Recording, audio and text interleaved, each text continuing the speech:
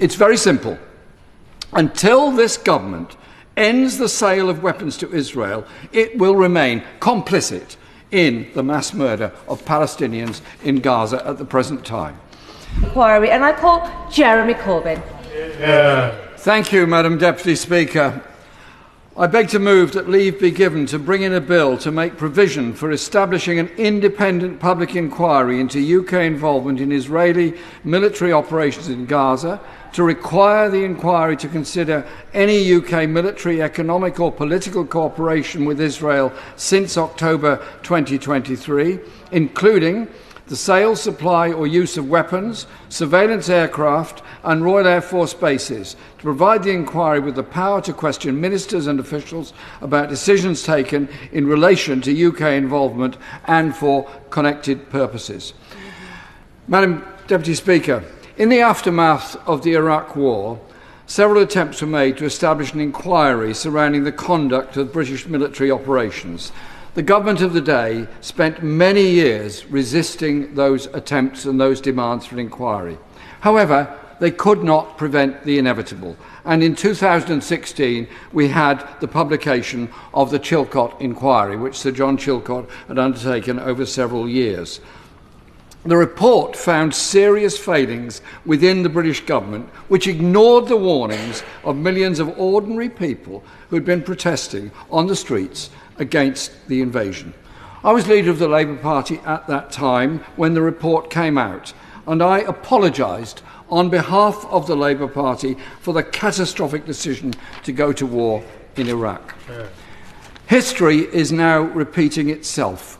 Over the past 18 months, human beings have endured a level of horror and inhumanity that should haunt us all forever.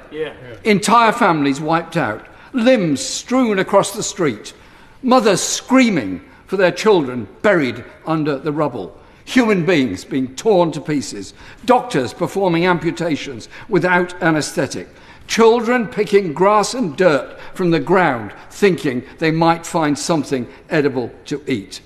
The survivors will face lifelong mental health consequences which will go on for generations.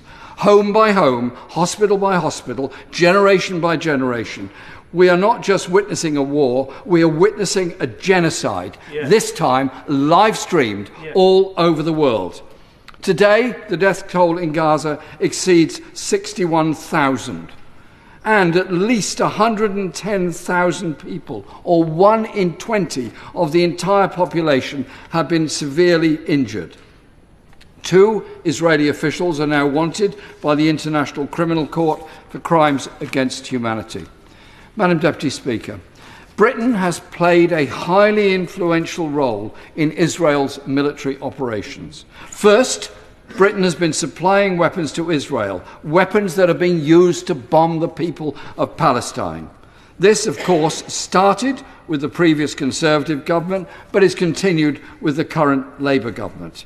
In fact, between October and December 2024 alone, more arms export licences were granted than were approved by the previous government for the whole of 2020 and 2023.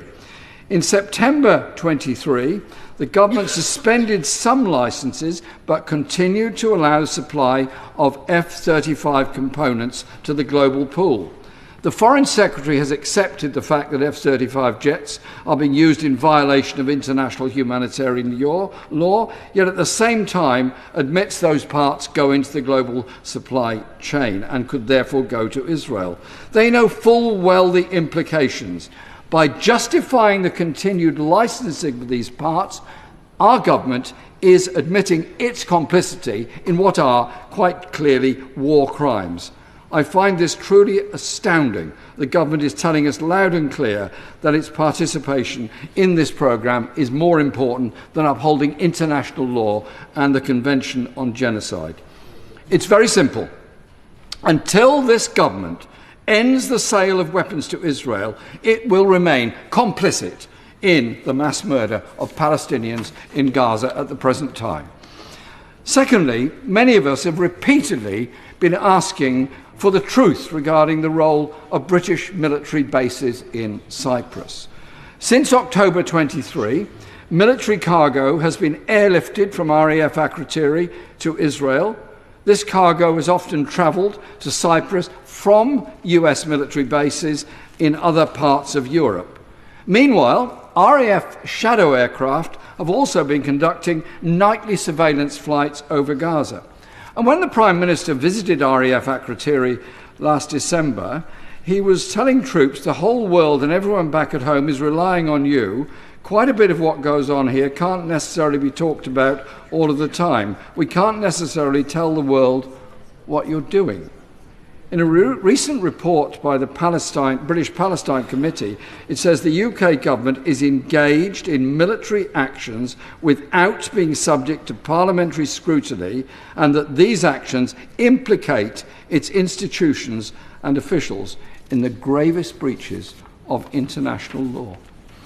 Mr. Speaker, Madam Speaker, over the past 18 months, our questions have been met with evasion, obstruction and silence, leaving the public in the dark over the way in which the responsibilities of government have been discharged. Transparency and accountability are the cornerstones of democracy. The public deserves to know the scale of the UK complicity in these atrocities. Any meaningful inquiry would require the cooperation of the government, both governments, the Conservative and Labour Party governments, involved in decision-making processes since October 23. The inquiry needs to ask what arms have been supplied to Israel, which of these weapons have been used in Gaza and the West Bank. Is the government's position that it cannot or will not bring the F-35 programme in line with UK's legal obligations? What is RAF Akrotiri being used for? Is it being used as a route for weapons that are being deployed in Gaza? How many US Air Force flights have flown from RAF Akrotiri to Israel since October 23? Have Israel F-35 jets been stored and repaired at RAF bases in Akrotiri or anywhere else? What video footage does the government have of the war zone from RAF flights? Will it release this footage?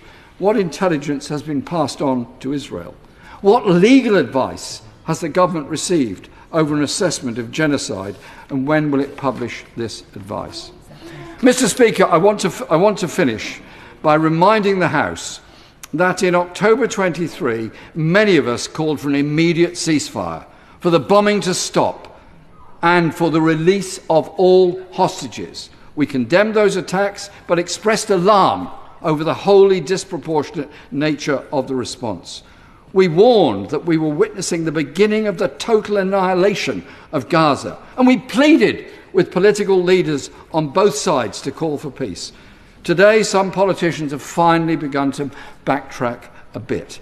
Perhaps they're frightened of the consequences and of their own inhumanity. If there was any integrity in this, all those that support the operation of the military there would weep for the 61,000 Palestinian lives that have been lost, buried under the rubble, and the moral cowardice of politicians in this country and others that have allowed this to go on. Today, we teach children about history's worst war crimes against humanity. They're asked to reflect about how those crimes ever came about. Our future history books will report with shame those that had the opportunity to stop this carnage but failed to act to achieve it. And so, Madam Deputy Speaker, we will continue our campaigns in this House and outside because we're appalled at what is happening. Our demonstrations, the huge demonstrations in this country and all around the world, are made up of people of all ages, all faiths, and actually quite a wide range of political opinion. They're united with the simple human request that we stop the bombing and save lives, and we stop that bombing by no longer supplying any weapons to do it. We will continue to campaign for truth, for accountability, and most importantly, for peace and for justice for the Palestinian people who've been denied all of that for far too long. Today, if this bill is agreed, and I hope it will be, this will be a step forward in opening up the murky history of what's gone on, the murky arms sales, and the complicity in appalling acts of genocide. Hear, hear.